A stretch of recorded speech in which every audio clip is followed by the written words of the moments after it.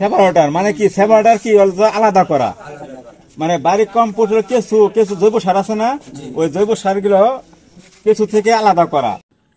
প্রিয় ভিউয়ার্স, আসসালামু আলাইকুম। আমাদের কৃষিয়ন ইউটিউব চ্যানেলে সবাইকে স্বাগতম। আশা করি সকলেই ভালো আছেন। আলহামদুলিল্লাহ, আমিও ভালো আছি। তো প্রতিবারের মতন আজকে একটি ছোট ভিডিও নিয়ে আপনাদের মাঝে আসলাম। তো আপনারা ইতিমধ্যে যে মেশিনটা দেখতেছেন, হয়তো অনেকেরই পরিচিত একটি মেশিন, আবার অনেকেই চিনেন না। তো আমি আসলে এই মেশিনটা সম্পর্কে কিছু কথা বলবো। আশা করি মনোযোগ সহকারে দেখবেন, আমার কথাগুলো শুনবেন। তো বাংলাদেশ কৃষি গবেষণা ইনস্টিটিউটের পক্ষ হইতে, গাজীপুর ইহার পক্ষ হইতে এই মেশিনটা আবিষ্কার করা হয়েছে। তো বাংলাদেশে বেশ কিছুদিন যাবত এই মেশিনটা চলতেছে, অনেকের পরিচিত। তো আমি আসলে সেই মেশিনটা নিয়ে কিছু কথা বলবো। তো মেশিনটা আসলে যাদের জন্য খুবই গুরুত্বপূর্ণ একটি বিষয়, যারা আমরা বাংলাদেশে অনেকেই আছি যে জৈব সার উৎপাদন করে থাকি, ভার্মি কম্পোস্ট উৎপাদন করে থাকি। তো সেই ক্ষেত্রে আমাদের কেঁচো আলাদা করার জন্য এই মেশিনটার খুবই প্রয়োজন, খুবই গুরুত্বপূর্ণ ভূমিকা রাখে এই মেশিনটা।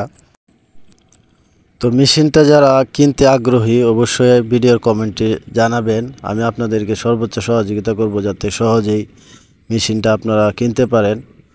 তো আপনারা জানেন যে বিভিন্ন সময় কৃষি বিষয়ে সঠিক তথ্য দেওয়ার চেষ্টা করি।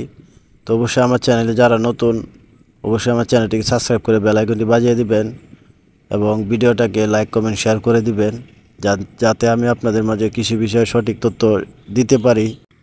আর এই মেশিনটা চালানো খুবই সহজ। আপনার বাড়ির যে কারেন্ট ব্যবহার করা হয়, সেই কারেন্ট থেকে আপনার এই মেশিনটা চালাইতে পারবেন। মেশিনটাতে একটি ছোট্ট মোটর লাগানো আছে, খুবই সহজে এটা চালানো যায়। তো অবশ্যই যাদের প্রয়োজন অবশ্যই যোগাযোগ করবেন। আমি চেষ্টা করব আপনাদেরকে যাতে আপনারা মেশিনটা সহজে কিনতে পারেন। আমরা যারা নতুন জৈব সার উৎপাদন করতে চাই, তারাও চাইলে এই মেশিনটা কিনতে পারেন। জৈব সার উৎপাদন করা খুবই লাভজনক একটি ব্যবসা। সেপারেটর মানে কি? সেপারেটর কি বলতো? আলাদা করা, মানে বাড়ির কম্পোস্ট কেঁচু কেঁচু জৈব সার আছে না, ওই জৈব সারগুলো কেঁচু থেকে আলাদা করা। আমাদের দেশে কিন্তু ওই জৈব সারের চাহিদা মোটামুটি অনেক বাড়ছে। বিভিন্ন আপনাকে বাসা বাড়ি ছাদে যারা করে ছোট ছোট প্লট বাগান, এরা কেঁচু সার দেবে। কেঁচু সার কিন্তু মোটামুটি দামও ভালো, 20 টাকা কেজি বলে যে দেবে বেচছে এখানকার কৃষক, উনি নিজে উৎপাদন করে বেচছে।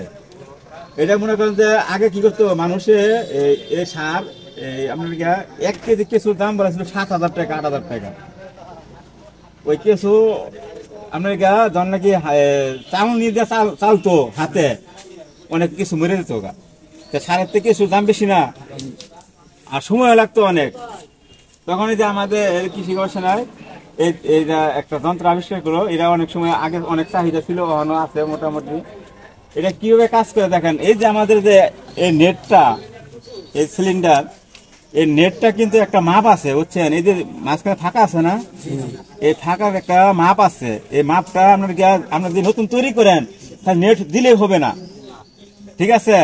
মানে যাদের যদি উদ্যোগ থাকে যে না আমি নিজস্ব অর্থ টাকা দিয়ে আমি বানাবো একটা, তখন এই মাপটা আপনার মনে রাখতে হবে। এটা একটা মাপ আছে, এই মাপ ঠিক থাকতে হবে। এই নেটের যে মাপটা আছে, কারণ এইটা যদি বড় হয় তাহলে কিছু সুদ দেওয়া ভারী দেবো, ঠিক আছে? তখন এটা মনে করেন যে ঘন্টায় 1.5 টন সার চালানো যায় ঘন্টায়। আর কেঁচুগুলা একটা মরবে না, কেঁচুগুলা ভিতরে থাকবো আস্তে আস্তে আস্তে। কেঁচুগুলা ওই সাইডে একটা পাত্র দিবেন, আর কেঁচুগুলা ওই পাশে ওই নিচে মেরে দেবো, কিছু মরবো না। আর নিচে নিচের মধ্যে কি সারগুলা একটা শেপ আছে, রড আছে, তারপরে এই যে আপনার একটা মোটর আছে উপরে, ওই মোটর থেকে একটা গিয়ার বক্স দিচ্ছি। আবার ওই যে মনে করেন যে পুলি